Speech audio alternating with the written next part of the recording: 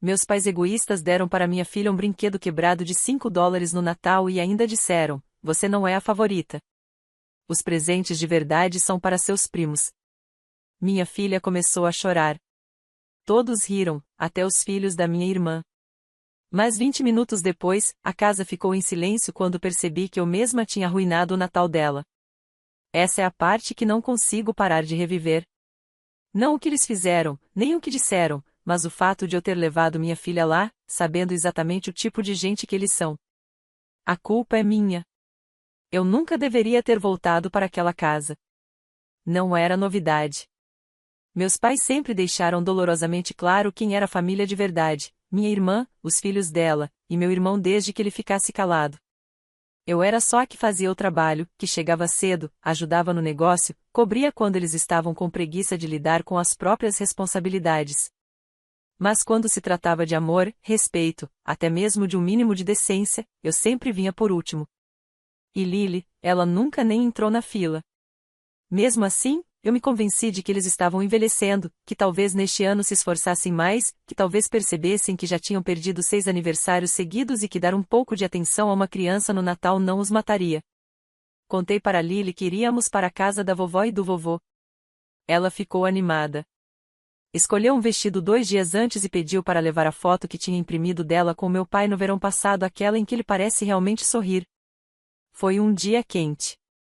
Ele deixou que ela segurasse a vara de pescar. Ela ainda fala sobre isso. Então chegamos na manhã de Natal, levando o nosso presente, e em 10 segundos eu já sabia que tinha cometido um erro. A casa estava perfeita demais. Minha mãe, sorridente demais. Minha irmã já filmava tudo com o celular, enquanto os gêmeos se sentavam em frente a uma montanha de presentes, gritando e rindo como se fosse um programa de TV. Ninguém falou com Lily. Nem um oi, nem um Feliz Natal. Ela se sentou ao meu lado, na beirada do sofá, segurando a pequena foto embrulhada. Esperou. Eu também esperei. Meu irmão chegou um pouco depois e me lançou um olhar que dizia: você já está se arrependendo de ter vindo, não é? E então começaram a distribuir os presentes. Os primos ganharam tudo. iPads novinhos, bicicletas, tênis, kits de arte personalizados e até joias. Até o cachorro da minha irmã ganhou uma meia de Natal cheia de petiscos e brinquedos.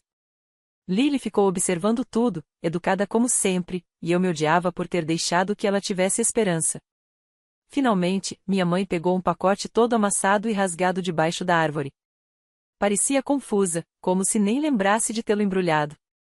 Entregou para Lily sem dizer uma palavra. Dentro havia um cavalinho de plástico barato, com uma das pernas quebrada e riscos de caneta permanente nas laterais. Parecia ter vindo do fundo de uma caixa de brinquedos usados em um bazar. Lily olhou para aquilo em silêncio. Meu pai, já bebendo algo forte, soltou uma risada alta o bastante para todos ouvirem. Ela não é a favorita. Os presentes de verdade são para os primos. E foi isso. Todos riram, até as crianças. Minha irmã sorriu, satisfeita. Minha mãe nem piscou. Apenas continuou distribuindo presentes para os netos de verdade. Os olhos de Lily se encheram de lágrimas. Ela tentou segurar, mas não conseguiu.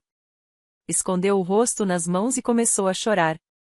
Fiquei imóvel por um instante, não por indiferença, mas porque senti algo que não sentia há anos: raiva, vergonha e uma clareza cortante.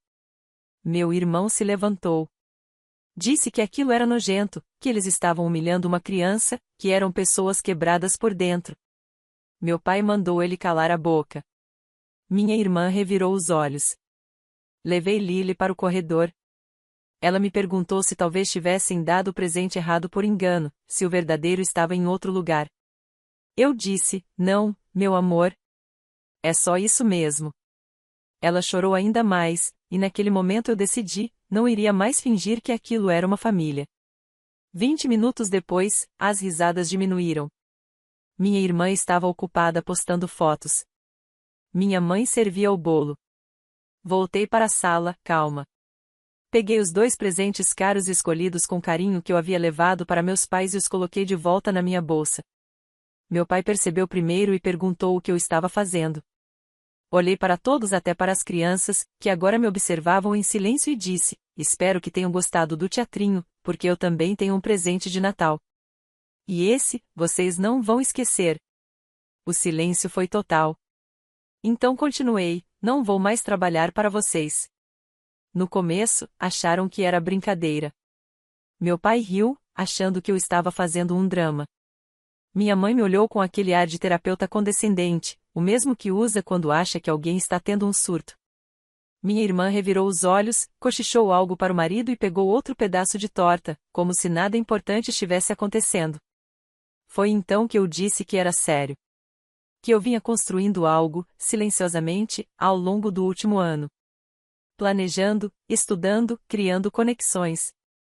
O investidor com quem eu vinha me reunindo havia fechado tudo na semana passada. Eu estava lançando um negócio, meu próprio negócio, e não era em algum cantinho distante. Era bem no território deles. Concorrência direta. E não pequena. Maior do que o que eles construíram, com um modelo melhor, estrutura mais limpa, sem negócios duvidosos, sem nepotismo e, principalmente, sem o tipo de abuso que eles chamavam de amor duro. Eu estava anotando tudo ao longo dos anos, enquanto eles achavam que eu era apenas a rede de segurança sobrecarregada da família. Meu pai parou de sorrir. Levantou-se e perguntou o que diabos eu estava dizendo.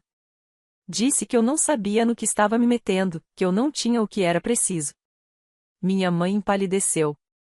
Perguntou por que eu estava fazendo aquilo com eles. Que tipo de filha destrói a própria família? Ela disse. Eu respondi que era simples: vocês nunca me trataram como filha. E com certeza nunca trataram Lily como neta. Eu não estou destruindo minha família, estou apenas me afastando do incêndio que vocês vêm alimentando há anos. Foi então que minha irmã perdeu a cabeça. Disse que eu era egoísta, que tudo aquilo era pura inveja. Que só porque os filhos dela eram mais bem-sucedidos, eu não precisava tentar destruir tudo. Mais bem-sucedidos? Eles têm 8 anos. Ganham iPad só por existirem. Lily leva um porta-retrato feito à mão e é humilhada na frente de toda a família, e eu é que sou a invejosa? Meu irmão finalmente falou. Mandou todos calarem a boca. Disse que eles estavam cegos. Que eu tinha todo o direito de fazer o que estava fazendo. Que aquilo não era uma reação impulsiva, era algo que já devia ter acontecido há muito tempo. Então ele pegou Lily no colo, que estava parada no corredor ainda segurando o cavalo de plástico quebrado. Ela tentava não chorar de novo, apenas ouvindo tudo escondida atrás da parede. Ele disse a Lily que eles iam subir para fazer chocolate quente e jogar um jogo, que lá em cima o Natal seria bem melhor. Antes de sair da sala, olhou para mim e disse: você não está errada por fazer isso. Devia ter feito há anos. Lá embaixo, meus pais surtaram. Meu pai disse que eu era ingrata, que estava virando as costas para tudo que eles construíram por mim. Eu lembrei a ele que fui eu quem construiu. Cada hora extra, cada ligação tarde da noite, cada problema que jogaram nas minhas costas porque não tinham tempo. Disse que eles só gostavam de mim quando eu ficava calada e útil. Que no momento em que eu pedia qualquer coisa, um descanso, flexibilidade, um aumento, eu virava um fardo.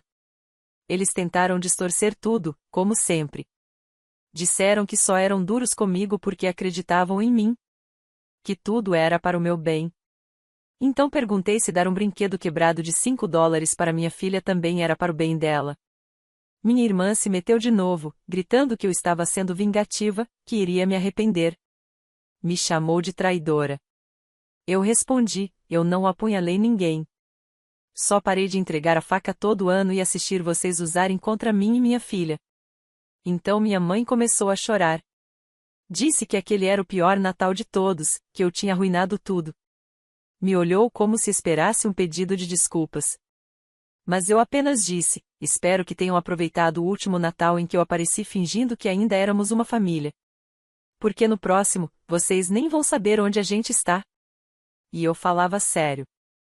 Subi para buscar Lily. Ela estava com os filhos do meu irmão, rindo pela primeira vez no dia inteiro. Agradeci a ele em voz baixa. Ele não disse nada, apenas assentiu. E isso bastou. Peguei nossos casacos, a bolsa, e saí sem me despedir. A gente não precisava da presença deles. Eu tinha algo maior: liberdade. Lily adormeceu antes mesmo de sairmos do bairro dos meus pais. A cabeça encostada na janela, abraçando o coelhinho de pelúcia que a filha do meu irmão tinha dado a ela lá em cima.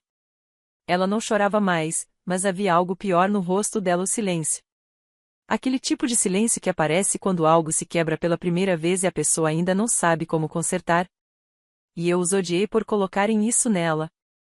Quando chegamos em casa, levei Lily no colo até a cama. Ela não acordou. Fiquei sentada à beira do colchão por um tempo, pensando em como deixei que eles fizessem aquilo com ela.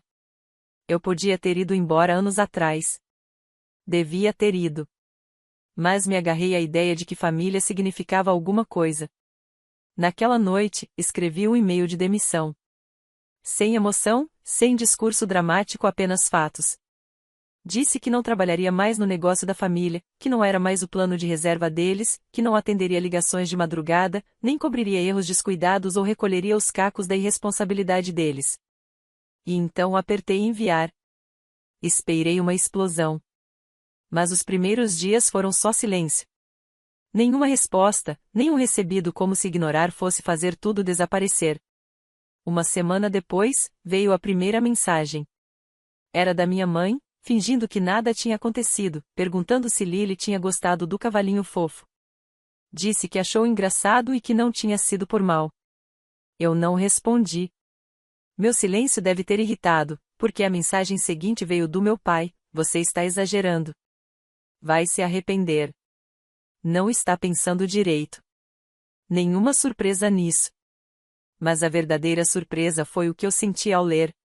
Nada. Nenhuma raiva. Nenhuma mágoa. Apenas a confirmação de que eu tinha tomado a decisão certa.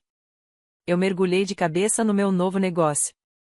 A investidora com quem me associei não era só dinheiro, ela acreditava no que eu queria construir, algo ético, novo, sustentável.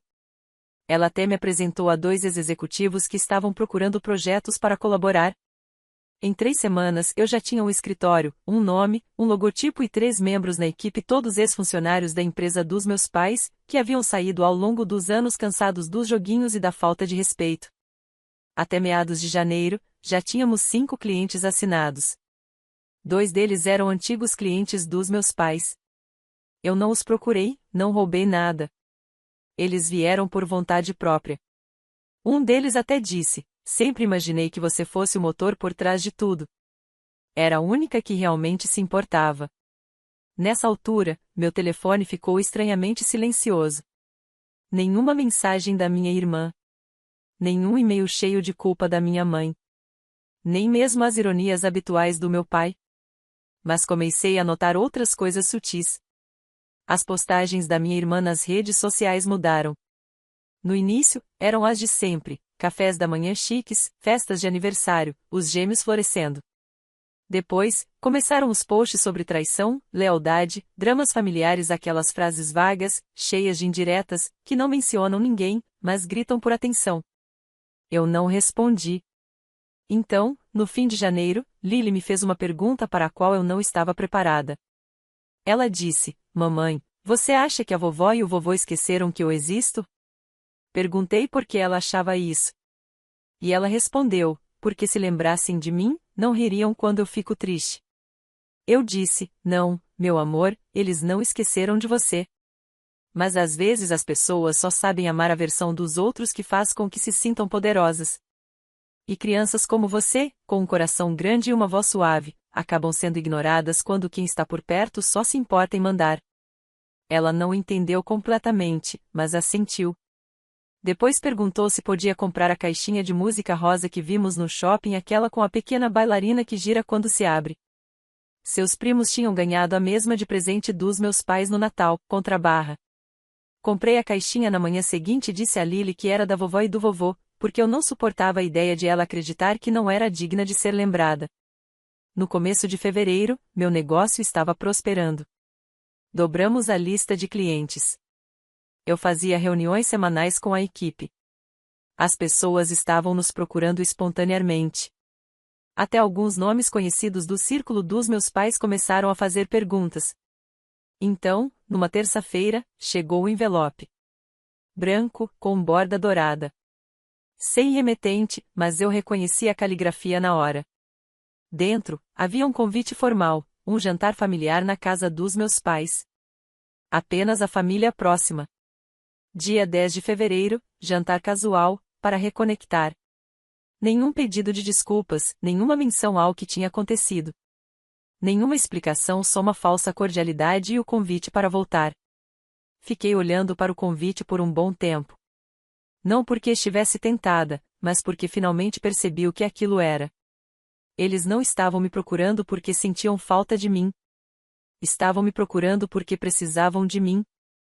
O envelope ficou alguns dias sobre o balcão da cozinha, ao lado dos lápis de cor da Lily e de uma maçã meio comida. Eu olhava de vez em quando, fingia que não estava curiosa, mas estava. Não porque achasse que eles tinham mudado, eu sabia melhor do que isso, mas porque queria ver qual seria o próximo movimento deles.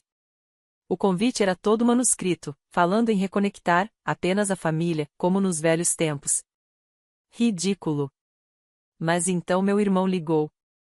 Ele também tinha recebido um. Disse que não planejava ir até ter uma conversa estranha com alguém do escritório dos nossos pais.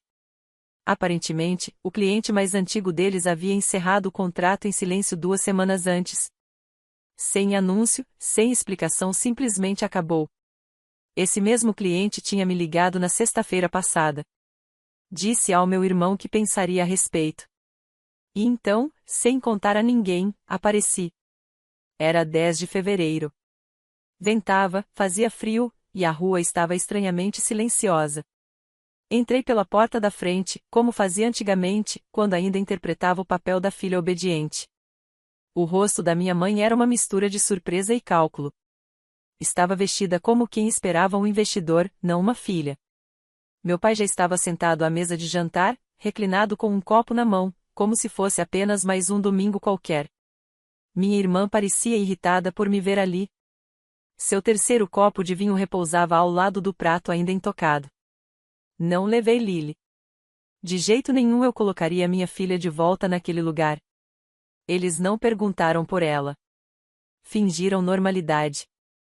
Conversa fiada por quase meia hora. Meu pai falando sobre mudanças no mercado. Minha mãe se gabando de como as amigas ainda pediam conselhos a ela. Minha irmã mostrando fotos dos filhos, fingindo que o casamento dela não estava desmoronando diante dos nossos olhos. Então o clima mudou. Meu pai pigarreou e começou um discurso claramente ensaiado. Disse que eles tinham refletido. Que agora percebiam o quanto eu havia contribuído. Que queriam consertar as coisas de verdade. Olhou nos meus olhos e disse que estavam me oferecendo uma sociedade. Participação igual, título completo, poder de decisão. Tudo o que eu precisava fazer era voltar. Minha mãe entrou com um apelo emocional. Disse que sentiam minha falta. Sentiam falta da Lily. Que família nem sempre acerta, mas que eles estavam tentando. Minha irmã não falou muito, apenas me observava com aquele sorriso cínico, como se estivesse esperando que eu implorasse. Não aceitei. Recusei. Por quê? Por que não? Depois de anos me diminuindo, de humilhar minha filha, de ignorar minha voz nos negócios, de me tratar como funcionária que só por acaso tinha o mesmo sobrenome, eles agora tentavam contornar o assunto. Claro que meu pai falou algo sobre tempo. Minha mãe mencionou cura.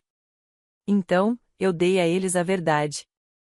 Porque os seus maiores clientes estão indo embora. Porque o seu gerente de projeto se juntou à minha empresa na semana passada e vocês nem perceberam. Porque a reputação de vocês está caindo, e acham que eu sou o bote salva-vidas. Minha irmã riu, dizendo que eu estava delirando. Então tirei um envelope da bolsa idêntico ao que eles tinham me enviado e deslizei pela mesa até meu pai. Ele abriu achando que era um contrato. Era uma proposta de compra.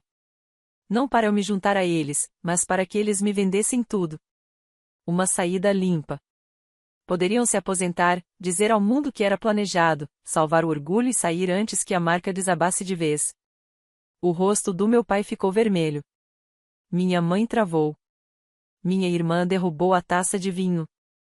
Expliquei que a oferta era real, respaldada por um dos meus investidores e já revisada por 2 ex-clientes deles que concordaram em migrar, caso o acordo fosse fechado. Eles começaram a falar ao mesmo tempo. Meu pai me acusou de querer apagá-los. Minha mãe chamou de traição.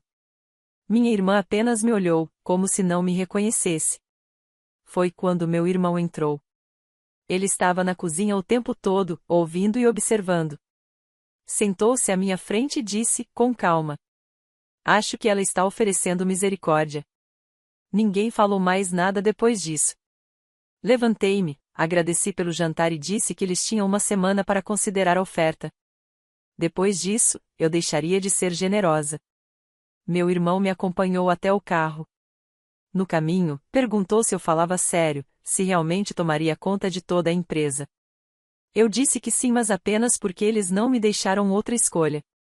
Na segunda-feira, o silêncio começou a rachar. O primeiro sinal de pressão veio cedo, uma chamada perdida do meu pai pouco depois das 8 da manhã. Nenhum recado bem típico dele. Perto do meio-dia, minha mãe mandou uma mensagem que soava como um pensamento solto: estava pensando em você. Talvez pudéssemos tomar um café esta semana, só nós duas. Não precisa ser sobre negócios. Eu não respondi. À noite, minha irmã postou uma foto no escritório com a legenda: Algumas pessoas fogem da responsabilidade de verdade. Sutil? Nem tanto. Eu sabia o que estava acontecendo. Ainda não estavam em pânico, mas o chão começava a se mover sob os pés deles. Quase dava para ouvir as conversas sussurradas atrás das portas fechadas, os olhares rápidos nas reuniões, a constatação de que eu não estava blefando. Na terça, veio a confirmação. Um antigo fornecedor me encaminhou um e-mail que meu pai tinha enviado, perguntando se ele sabia algo sobre a minha operação, se era estável, se eu era confiável. No final, acrescentou uma frase encantadora, só tentando proteger antigos relacionamentos de serem arrastados para o caos. Não respondi. Apenas encaminhei o e-mail ao meu advogado e segui o dia. Na quarta, a jogada ficou ainda mais desesperada. Minha mãe apareceu no meu escritório sem avisar. Minha assistente me mandou uma mensagem: Sua mãe está aqui. Diz que precisa de 5 minutos e que é urgente. Encontrei-a no saguão. Ela tinha aquele calor forçado no olhar, o mesmo que sempre aparecia antes de tentar me fazer sentir culpa. Estendeu a mão, como se fôssemos duas pessoas se reconectando depois de anos, e não duas inimigas em lados opostos de uma guerra. Ela disse que andavam pensando que talvez todos tivessem lidado mal com o Natal, que talvez a proposta tivesse vindo tarde demais, mas que estavam dispostos a ajustá-la.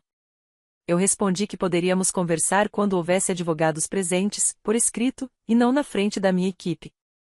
Ela piscou, como se as palavras não tivessem feito sentido. Então perguntou: Ana, o que aconteceu com você?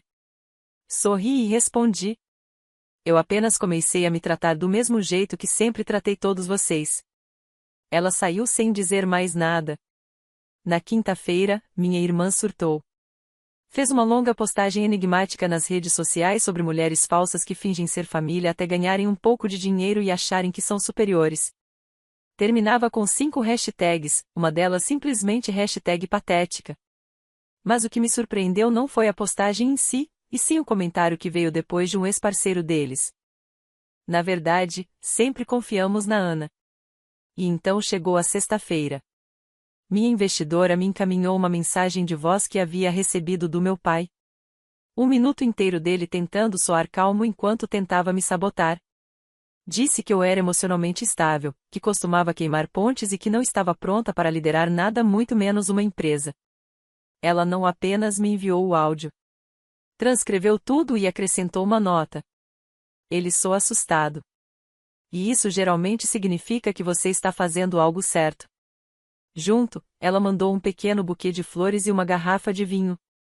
O cartão dizia: A pressão cria diamantes. E seu pai acabou de te entregar uma pá? O sábado chegou silencioso. Nenhuma mensagem, nenhuma ligação, nenhuma súbita tentativa de desculpa, apenas um e-mail enviado às 11h57 da noite, 3 minutos antes do prazo. Assunto: Não estamos prontos para vender. Eram 2 parágrafos. Diziam que haviam conversado e decidido continuar tocando o negócio sozinhos. que acreditavam em legado, que a empresa merecia permanecer na família e que estariam abertos a uma parceria experimental comigo, se eu estivesse disposta a reconquistar a confiança deles. Fiquei ali, lendo e relendo. Não porque estivesse surpresa, mas porque esperava uma manipulação mais sofisticada. Eles ainda achavam que eu precisava deles. No domingo de manhã, liguei para o meu irmão e contei que eles recusaram a oferta. Ele perguntou se eu estava bem com isso. Eu disse que já havia desistido da ideia de fazer parte do legado deles. Ele ficou em silêncio por um instante, e então disse algo que eu não esperava. Eu também quero sair. Disse que passou anos tentando manter o equilíbrio, me proteger e segurar a família unida. Mas isso tinha lhe custado muito mais do que ele imaginava. Ele estava cansado de ser o pacificador. Cansado de trabalhar para pessoas que usavam o conceito de família como escudo para cada decisão ruim que tomavam. Eu disse a ele que havia espaço para ele na minha equipe. Ele respondeu: "Me manda a papelada." Naquela tarde, eu o integrei como consultor. Na quarta-feira, ele já tinha entregue sua carta de demissão. Eu não me senti vitoriosa. Aquilo não era sobre vencer. Mas quando vi meu irmão entrar no meu escritório na sexta, com um café em uma mão e a lancheira rosa da Lily na outra porque ele tinha se oferecido para levá-la à escola, percebi algo mais profundo. Não estávamos apenas nos afastando deles. Estávamos começando algo melhor. Março chegou sem drama, sem ligações surpresa, sem tentativas ensaiadas de reconciliação familiar, apenas dias limpos, tranquilos e produtivos. Nosso escritório estava cada vez mais movimentado, recebendo quase um novo cliente por semana. Meu irmão estava florescendo em sua nova função, não só apoiando as operações, mas criando sistemas que nunca tivemos tempo de construir enquanto estávamos afundando no caos dos nossos pais. Ele era alguém novo, agora mais leve. Um dia, enquanto almoçávamos na varanda do escritório, ele me disse que sentia como se tivesse estado debaixo d'água por anos e finalmente lembrado como era respirar. Não é só o trabalho, ele disse. É não ouvir o telefone tocar e ficar pensando se é o papai gritando ou a mamãe chorando. Eu sabia exatamente o que ele queria dizer. Lily também estava melhor. Voltou a cantarolar enquanto desenhava. Parou de perguntar tanto pelos meus pais. E seus desenhos já não tinham mais corações partidos nos cantos. Então, como um relógio, a primeira mensagem chegou. Era da minha mãe. Um e-mail longo e cuidadosamente escrito. Ela dizia que vinha pensando muito e queria conversar de mulher para mulher. Disse que sentiam falta da Lily e esperava que eu entendesse que famílias passam por fases difíceis, que talvez tivéssemos sido todos muito emocionais no Natal. Admitiu que a empresa estava passando por um período desafiador e queria conversar sobre como poderíamos trabalhar juntas novamente. Li o e-mail 2 vezes, não porque estivesse confusa, mas porque me senti completamente distante, como se estivesse lendo a história de outra pessoa. 3 dias depois, meu pai ligou. Deixei tocar até cair na caixa postal. Nenhuma mensagem. No dia seguinte, flores chegaram ao escritório sem nome, apenas um bilhete: "Vamos consertar isso antes que seja tarde demais." Mandei jogar fora antes mesmo de chegarem à minha mesa. Eles não estavam procurando reconciliação. Estavam procurando salvação. Não respondi. Na sexta-feira, minha irmã mandou uma mensagem curta: "Você venceu." Feliz agora? Também não respondi porque nunca foi sobre vencer. Foi sobre liberdade. Sobre dar a minha filha um mundo onde ela não precisasse lutar para merecer amor. Onde ninguém risse da dor dela em nome da família. Onde ela não crescesse vendo a mãe se encolher para manter a paz. Na semana seguinte, meu irmão e eu fechamos um contrato com um grande cliente, um dos pilares da antiga empresa dos nossos pais. Nós não os procuramos. Eles vieram até nós. Quando contei à minha investidora, ela apenas sorriu e disse: "Legado não é nada comparado a impulso." Naquele fim de semana, bloqueei todos. Telefone, redes sociais, qualquer forma de acesso que ainda tivessem a mim, tudo desapareceu. Não porque eu estivesse com raiva. Isso já tinha passado. Não porque eu quisesse vingança. Eu já tinha o que importava. Eu os bloqueei porque não ia mais desperdiçar energia explicando minhas decisões para pessoas que só me queriam por perto quando estavam afundando. Lily nunca mais perguntou por eles até uma noite tranquila de terça-feira, em abril, quando estava trabalhando num projeto da escola sobre famílias, recortando pequenos bonequinhos de papel sentados à mesa do jantar. Ela me desenhou, o tio e até a recepcionista do nosso escritório.